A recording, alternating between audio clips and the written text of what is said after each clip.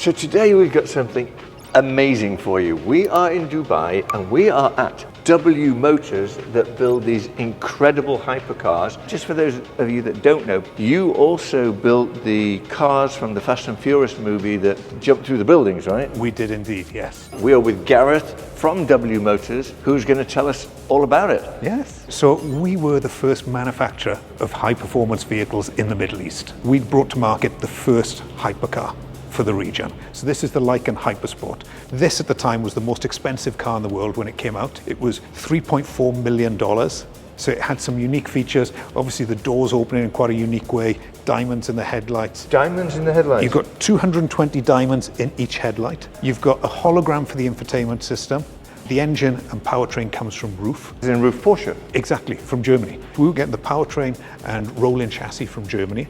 We were doing the assembly with our partner Magna Steyr in Italy, and then we were selling internationally out of Dubai. So the powertrain was a 3.8 flat six twin turbo. So with this we had 750 brake horsepower, 920 Newton meters of torque. We had a 6-speed manual sequential gearbox. The whole concept and the feel of the vehicle was to try and be as analog as possible. It was really wanted to be a car that you felt involved with when you were driving. The whole plan of this was only ever to make 7 vehicles. It was the intention to keep as small a number as possible and just be as exclusive as possible.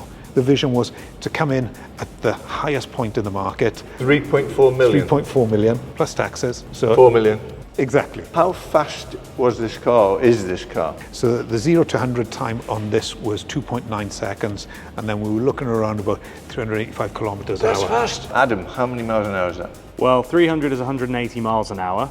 And another nearly 100. And another nearly 100, so About yeah. 230, Yeah. That's crazy.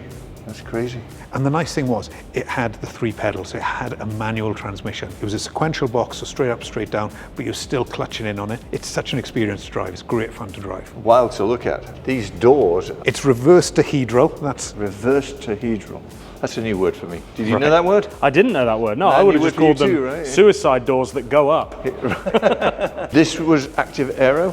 I speak in the past tense was because you now have a replacement. This vehicle came out in 2013, so we've long moved on from this vehicle. 2013, 2.9 seconds to 60 was ridiculous. There was nothing even close to that, exactly, right? Yeah. Big thank you to Binghatti, who has sponsored this video. We're in Dubai. It's amazing. Look around you. You don't see this anywhere else in the world. If you want to get yourself a residential palace, Binghatti is the only way to go. We did something that got a lot of attention for ourselves. So we were actually approached by Universal Studios. They were planning on doing Fast and Furious 7. They wanted to jump a car from one building to another, and they wanted to use the Lykan HyperSport as that vehicle, so the hero vehicle of that movie. So what we did is we built stunt cars for them. So this red vehicle over here, we built 10 of these. Instead of being carbon fiber, fiberglass, interior we weren't too concerned about. It just needed to look good and effective on camera. Destroyed 9 of the 10 vehicles built, and then as a gift they gave us this one back. So when you say they destroyed them, they like fell out of the building? They shot one car out of the building. They had another one which was hanging from a crane and just dropped it. They shot it out of the building? Yes. So it literally flew out of the building, like through the glass. Catapult? It's something similar to that, yeah. People started to recognize us as the Lykan. They started to recognize W Motors. They knew about the movie. They knew about what we were doing. It was putting the UAE on the map as well, because a lot of people didn't realize that there was a car industry here. It's still very small. It's still realistically just ourselves doing that, but that's what we're doing. After this, we moved on to the next car here. So this is the Fenyr Supersport. So this is just the concept car, just so we could showcase the design language. So we still use the 3.8 flat 6 twin turbo. This time we got 800 brake horsepower, 980 Newton meters of torque. We've got the PDK transmission in this. Performance was better as well. So we've gone down to 2.7 seconds, 0 to 100, 395 kilometers an hour. So these come up at 120 kilometers an hour, then at 160 the spoiler comes up to meet it, and then at 240 the spoiler drops and leaves the flaps there. The spoiler drops at 240? Yeah, so what's happening is it's creating quite a bit of drag at that point, and the downforce is creating, there's no need for it at that. You see a lot of people add spoilers on the back of the cars, and it in fact slows them down, is what you're saying? Potentially. Take those spoilers off. I have one on my car, one of my cars. Keep them on the car for the track, or get something like this that you get the best of both worlds. Yeah. Look how it looks there. It's art meets technology. Love it, love it. I can see myself driving one of these. I can too. Ralph, who is the owner and founder of this company, has another pet project, doesn't he? He does indeed, the Ghiath. So this is a purpose-built police vehicle, which is a bit more locally based at the moment, but it will hit the international market quite soon. Basically, we've got a lot of technologies within the police departments and the police divisions here in the UAE, but there was never really a vessel to sort of utilize those in the best way. The fire service have a fire truck. It's built to be a fire truck. The health service have an ambulance. It's built to be an ambulance. Police, they tend to have cars with a laptop on the passenger seat and some lights screwed in the roof.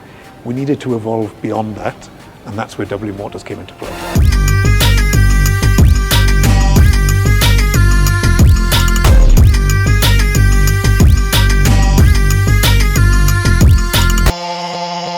So here's the Ghiath, as we were talking about earlier, but I think the man himself is here.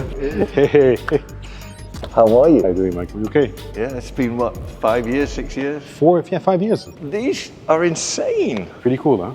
So you actually build a special police car for the Dubai Police Department? Yeah, this was never part of our plan. You know, W was always about the supercars and the hypercars and the special projects we're doing. And this came by pure coincidence by the ministry here. They came to request a specific police vehicle to be built from scratch with all the technologies and everything for the police force over here. And we did it. So we did the first car, it went viral, everybody loved it over here. And then we immediately became the partners of the government to develop a whole lineup of cars called the Ghiath. This is the most advanced police car by far in the world. We build the whole body of the car completely in carbon in-house, including the interior trims, including the suspension upgrades. Everything is completely custom made for this car. Usually you have a normal police car that has light bars and cameras popping out. This is all seamless in the design. So you have the plate recognition cameras over here. Face recognition. So it gets you all the criminal record, the blacklist, the geolocation, immediately in an instant. And that's what makes this car so special. 360 surveillance as well all around the car. So the screens are connected to all the cameras that are in the car. So cameras that you can see or you cannot see. It's actually recording now as we speak. It's keeping 90 days MNVR recording on the hard disk inside the car. And it's sending the information as we speak to the command center and sending it back to the car to analyze every frame one by one. We have the computer systems inside, we have encrypted SIMs inside the car, and we have the blacklist uploaded inside the cars. What is the blacklist? It's the list of all the wanted people around the country. So everything is here. So basically, we're analyzing it in less than a fraction of a second, sending it through the cloud, coming back to the car, getting the dispatch of all the information and dispatching it to all the police cars in the country within a fraction of a second. We get the geolocation. That's crazy. Have a look inside. So we have panoramic screens, completely done in-house, cluster. Then you have on the top all the switches, also for the siren, the strobe lights, everything that's needed. I'm going to scare them to death. Whoa! And these are the police lights. I want to see from the front. Let me see. I like this. I'm going to get him again with the siren ready. Wow.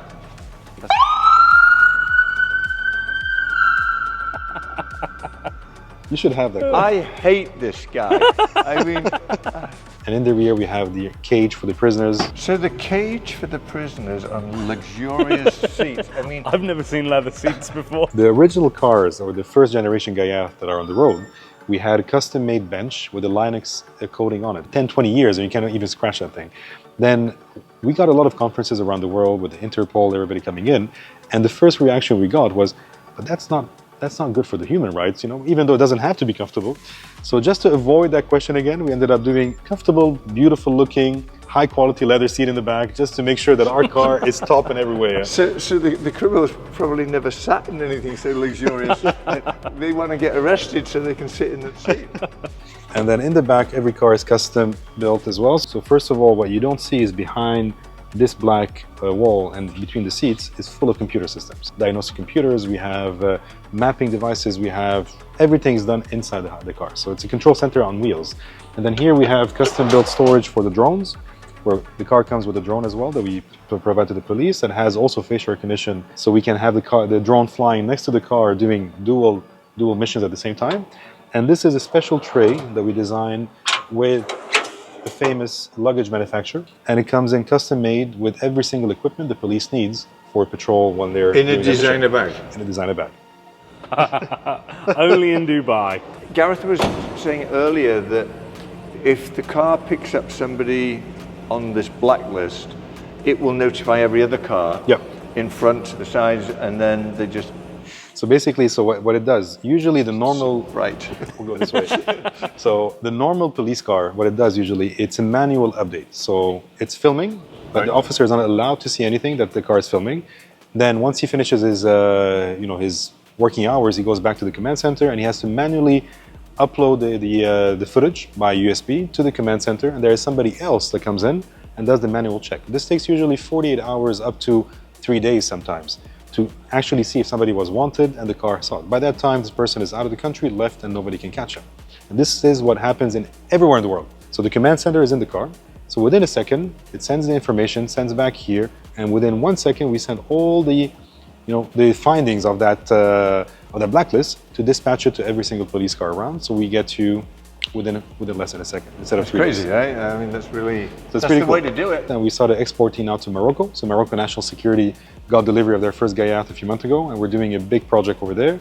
And now we're going to different GCC countries and North Africa, and then entering North America hopefully by next year. So there's a big plan for this division, including smaller vehicles, sedans, many different vehicles coming up, which are definitely needed, in my opinion, around the world. We wanted to do something that fits the government budgets without going crazy in that. So a Ghiath like this, fully equipped, you're talking around $150,000 with all the equipment. Full carbon fiber with the equipment? With the equipment, with the software, with the hardware. I thought this would be $1 million. Yeah. Budget-wise, position is fantastic. Technology, it's way more advanced than anything else. It looks super cool. It's fast, it's powerful. It makes sense. Every car you see here, by the way, is an actual car in operation. So this is an actual SWAT car that we built around a year ago as a POC. It's been used for a year by the police force. Based on the feedback, we improve, we modify, and we do the production line. This is the most advanced SWAT car, let's say, not police car. It has the same technologies as a Smart Patrol. And this can carry 1.2 tons of weapons and 10 officers at the same time in an SUV. So we can have 4 inside and 6 outside. So on the side steps and the rear, we have retractable steps. Totally, you're talking around 4 tons of payload that can carry on this car. Wow. In the front, same thing, driver behavior, cabin monitoring, ADAS cameras, tablet controls in the rear. Then you have the mission controls. You have the Glocks, the ammunition, the grenades in the middle with the body cam chargers as well here. These are actually weapon holders. The AKs, the rifles, and the shotguns. Behind the seats, you have the gilets, the vests. Everything is fully equipped. Now, the surprise that I did here to make it even more James Bond feel to it, we added smoke machines. So whenever there's a mission, within a click of a button, you have a cloud of smoke that will appear. We have a lockable rear where we scanned all the weapons from the SWAT team, and we created the storage system to have their grenades, their weapons, their storage. Grenades. Their tear gas and all these things. It's not actual grenades. Okay, The rest are actual weapons. quite something, isn't it?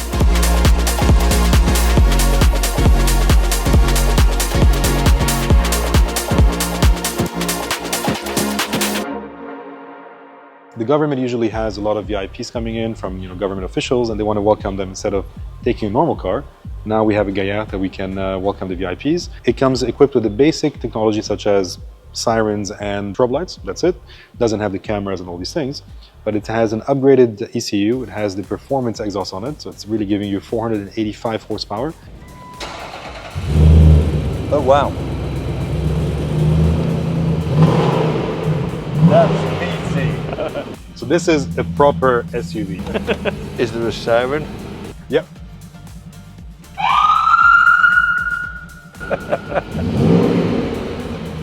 What are these screens?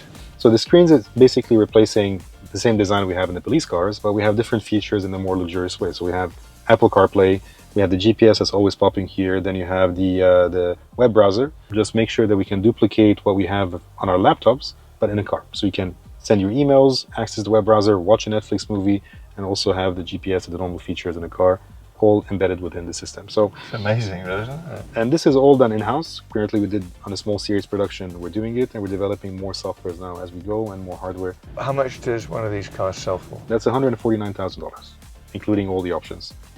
Best sounding It's a really good SUV price. ever, right? It does sound cool. Yeah. So this has been absolutely amazing. Thank you for your hospitality and having us here. No one's ever seen anything like this before. It was great having you, man. Thank you so much, Ralph. Take care. Gareth. Pleasure. Been an absolute pleasure. Guys, you know what to do. Hit that subscribe button, hit the bell. We're in it to win it. Get yourself one of these.